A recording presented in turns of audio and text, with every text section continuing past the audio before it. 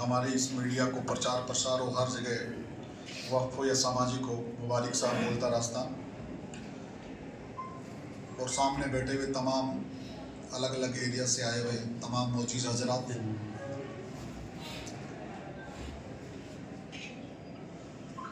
ये करीबन 6 महीने से जब वक्फ अमेंडमेंट जो बिल आया है तब से ये चल रहा है और हमने मोस्टली राजस्थान के हर सूबे को छुआ है और कई लोगों से जहाँ बात की, हर जिले में भी गए।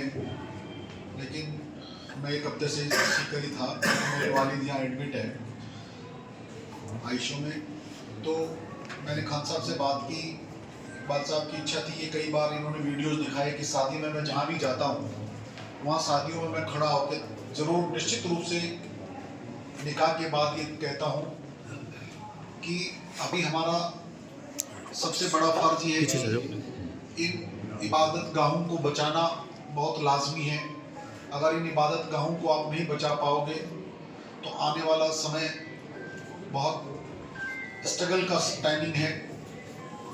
तो मैं इनको मुबारकबाद देना चाहता हूँ। हमने राजस्थान के अंदर हमारी जो टीम जो है कर्मचारियों को हर जिलों को छूने की कोशिश की है, चाहे आप बांसवाड़ा से लेके उदयपुर हो, चाहे बाड़मेर हो, जैसलमेर हो।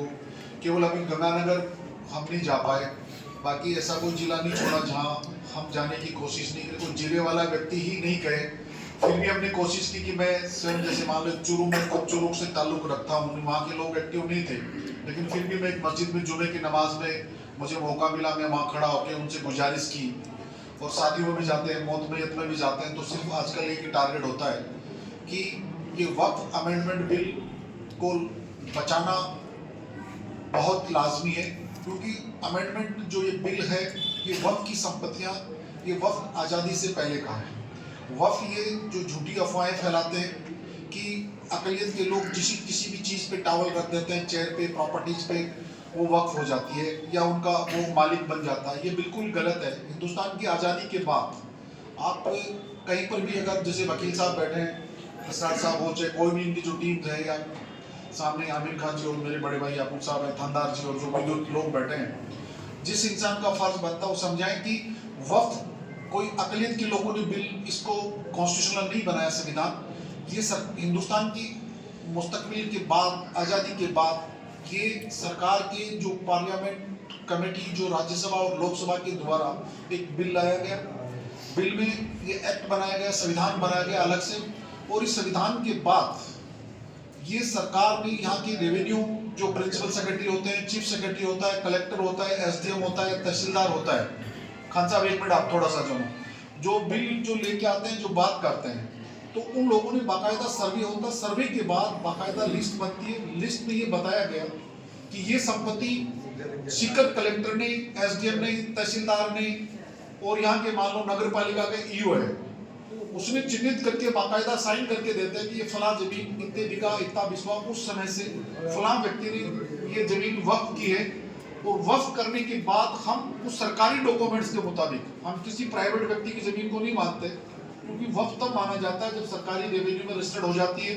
और रजिस्ट्रेशन होने के बाद, जब तहसीलदार के, एसडीएम के, कलेक्टर के साइन होने के बाद, उस संपत्ति को बाकायदा गजट होने के बाद हम उस हमारी संपत्ति को हमारा अधिकार मानते हैं। लेकिन लोग ये झूठ फैलाते हैं कि साहब वक्फ किसी भी प्रॉपर्टी पे कुछ भी कर देता है तो वक्फ मानी जाती है, ये अफवाहें। वक्फ बोर्ड, उसके बाद वक्फ बोर्ड का एक बोर्ड बना, बोर्ड के अंदर वहाँ चेयरमैन भी है। बोर्ड की जो कमेटी 9 सदस्य बनती है, उसके अंदर एक एमएलए होता है, एक एमपी होता है, एक सीनियर आरएस अधिकारी होते हैं, एक सीनियर जो लॉयर होता है, वकील होता है, बार काउंसिल का जो मेंबर इलेक्ट आता है, एक सिया और सुन्नी 2 आलिमाएं होती हैं, 2 मुतवलीज होते हैं। उनके बाद ये बोर्ड बनता है। बोर्ड के अंदर भी 3 आरएस अधिकारी लगते हैं। इंडिपेंडेंट बोर्ड के जो प्रिंसिपल, जो जुडिशरी होती है, उसका जज हमेशा जो फैसला करता है वो सरकार, सामान्य न्यायालय उसको डेप्यूट करता है और सामान्य हाई कोर्ट भी उसका ट्रांसफर करता है। उससे हमारे वक्फ से कोई ताल्लुक नहीं होता है, निष्पक्ष न्याय करते हैं। उससे वो हमारे खिलाफ भी कई बार फैसले होते हैं, हम हाई कोर्ट जाते हैं, अपील कहीं और कहीं भी होते हैं। लेकिन इन लोगों ने फिर वहाँ एक अफवाह फैलाई कि वक्फ ट्रिब्यूनल जो बनता है वक्फ के बोर्ड के मुताबिक चलता है, वक्फ का जो फैसला होता है वो चाहे जैसे करवा लेते हैं। ट्रिब्यूनल के बाद कहीं पर भी नहीं जा सकते। ट्रिब्यूनल के बाद कोई भी व्यक्ति कहीं पर भी जा सकता है, चाहे हाई कोर्ट हो, हम सुप्रीम कोर्ट हो, या किसी हम अपील में नीचे भी रेवेन्यू में कई बार जाते हैं। ये कोई एक सीमा समय नहीं है, लेकिन ये वक्फ की वो संपत्तियां थी किसी न किसी के बाप दादाओं ने, खानगाहों की जो संपत्तियां वक्फ की, वक्फ करने वाले की नीयत तो बिल्कुल क्लियर कट थी कि जिस तरह से हर इंसान अपनी जकात खराज देता है, वैसे ही उनको एक तरह से जकात खराज का मसला था। उसकी उम्मीद थी कि वक्फ किससे होने वाली आमद से बेसहारा, बेवा, यतीम, मजदूर, इस तरह के लोग थे, उनकी मदद होनी चाहिए थी। या किसी ने, मान लीजिए यहाँ की जामा मस्जिद या ईदगाह के अंदर उस जमाने में बुजुर्गों के पास किसी भी आप एरिया में जाएंगे पैसा नहीं हुआ करता था, वो करते गांव में भी, तो उस मस्जिद के नीचे 100 बीघा 50 बीघा जमीन दे देते, उसकी इनकम ऑफ सोर्सेज से वहाँ के पैसे इमाम दी, उस मस्जिद की दिया बत्ती और जो भी इनकम ऑफ सोर्सेज उस एग्रीकल्चर लैंड से होते थे, क्योंकि गाँव में कोई सोर्सेज नहीं हुआ करते थे।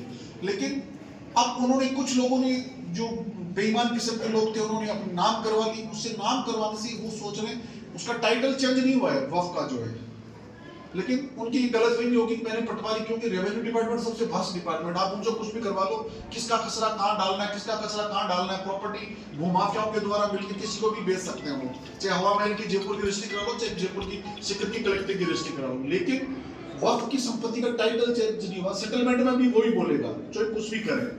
तो हम इसको किस तरह से वक्फ की, चाहे यहाँ आप सीकर शहर में ले लो, किसी ने मस्जिद, जामा मस्जिदों की संपत्तियों को, ईदगाहों की संपत्ति को बेच के कॉलोनी बना रहे हैं, कोई कब्जा करके बैठे हैं। अब इनका पता लगेगा, उन्होंने संपत्ति तो बेच दी, प्लॉट काट लिए, मकान बना लिए, जब उनके अब मकान टूटेंगे, क्योंकि अब वो टाइटल कहां से दिखाएंगे, चाहे चूरू हो, चाहे सीकर हो, चाहे फतेहपुर हो, जिन लोगों ने वक्फ की संपत्ति बेची है। जब इंसान अपनी औलाद को बेच सकता है, अपने माँ बाप को बेच सकता है, उसी तरह से वक्फ को बेचने वाला इंसान उसी कैटेगरी में आता है। क्योंकि जब वक्फ करने वाले की नियत थी कि जब मैं वक्फ कर रहा हूँ, मेरे बाप दादा ने वक्फ की, जब मैं इस दुनिया में नहीं हूँ, तो क्या वक्फ को खाने वाला दुनिया में इसमें रहेगा क्या?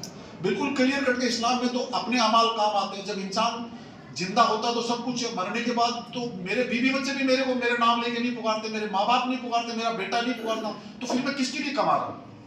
वक्फ का भी जल्दी करो। जब इंसान उस चीज को सोच के अगर इस पे काम करेगा, किसी इस्लाम के काम करेगा, तो उसका सोचना पड़ेगा कि हम क्या कर सकते हैं, हम किसके लिए कर रहे हैं। अमाल तो खुदा के मुझे देने हैं ना। अगर मैं बेईमानी करता हूँ, कोई भी करता है इंसान जो है, आपका मौका है।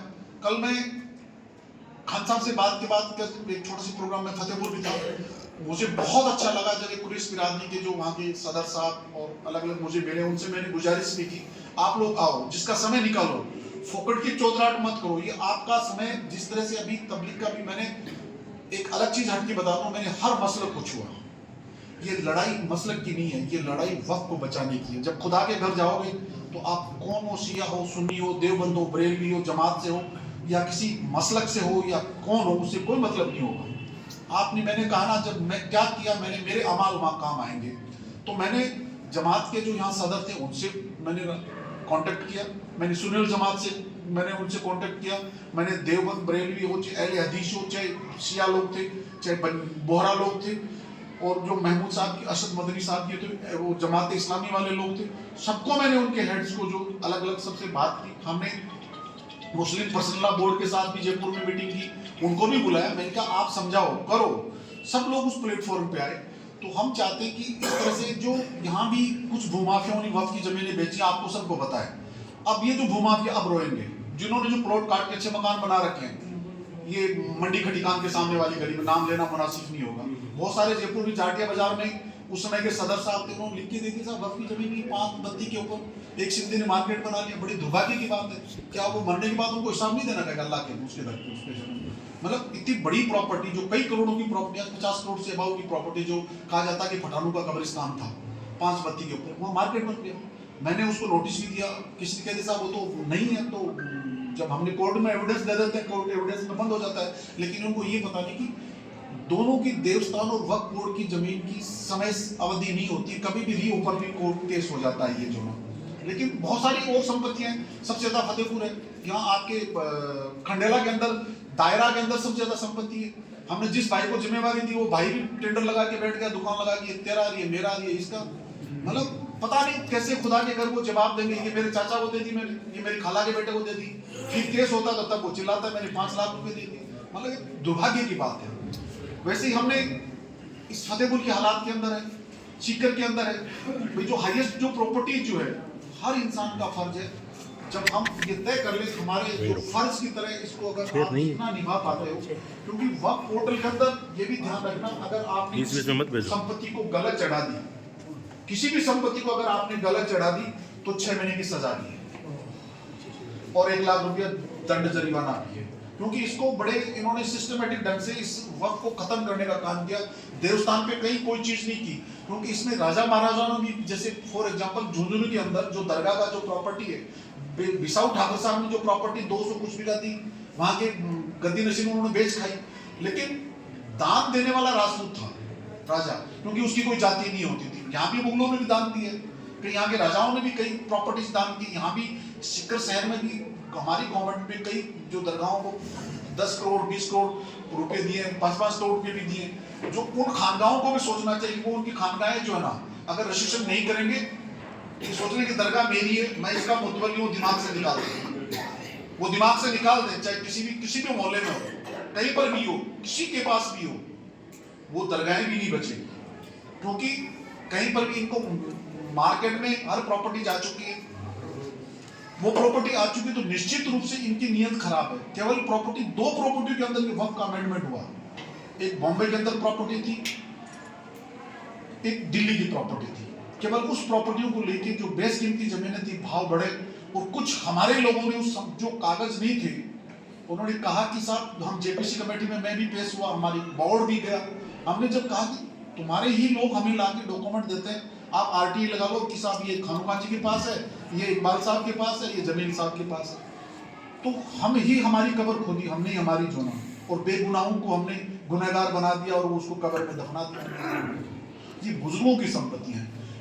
मेरी तो आपसे सिर्फ केवल एक गुजारिश है, जिसका जहां फर्ज बनता है, फतेहपुर में जो लोग हैं, क्योंकि वहां का बॉर्डर लगता है चोरू से, तो उनका फर्ज बने कि शायद फतेहपुर से लोग आए भी हैं, जमात के लोग, कुरैश बिरादरी से कल मेरी बात हुई, और एक शायद वो कौन लोग आए फतेहपुर से, अच्छा पीबितर से जो है आप हैं, तो आप फतेहपुर के पास आसपास के गांव हैं, चाहे रोल साहब चलो, जितने भी कोई भी गांव हो उस एतराफ में, लक्ष्मणगढ़ के अंदर भी बड़े बड़े गांव हैं, जो आप इकबाल साहब स्वयं भी है, आप भी हैं, आप खंडेला भी हो, चाहे यहाँ का दाता रामगढ़ हो, प्रॉपर सीकर हो, हर आदमी जितना कर सकते हो, जो पुरानी संपत्तियां, जो बार बार ये खान साहब जो मुश्ताक भाई और एक जो इमाम जो पूछ रहे थे कि हम क्या कराना जरूरी है, क्या माफ करना